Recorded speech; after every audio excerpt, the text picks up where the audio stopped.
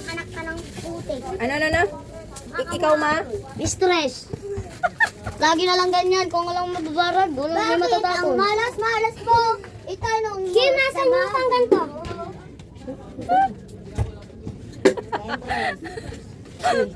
Ama kasi kung magkakapatid na to. Natapon yung kape. Tignan niyo. Natapon ni Noah. Napaso ako. Kasi mainit pa yung ano. Mainit pa. Kung hindi makabasag, may Yan. matatapon. Natapon ni Boy Utang. Nasira, no, nalobat na pala. Yung cellphone ko, charge mo, ayan na, ganyan, no? Ganyan yung nangyari sa cellphone ko. Kasi, ano nangyari dito? Narag ni Boy Utang. Idagdag utang ni Barag. Noah, huwag ka uuwi hanggat hindi mo ito napupunasan. Kaya nga, tama Kaya mo, yan. takpan mo to, takpan mo to, yung thermos. Wag, may sabon yan, ha? Na magpunta sa thermos.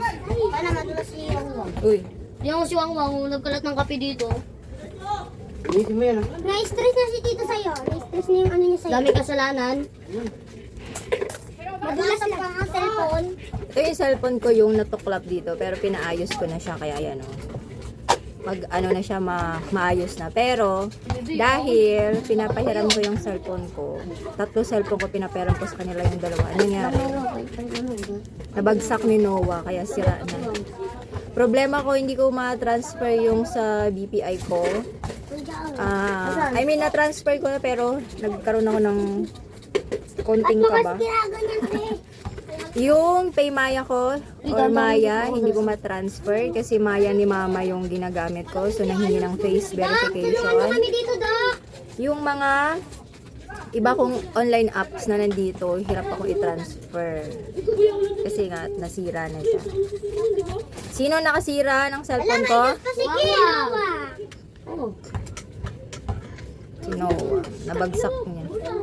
Siyempre, ang dami, grabe.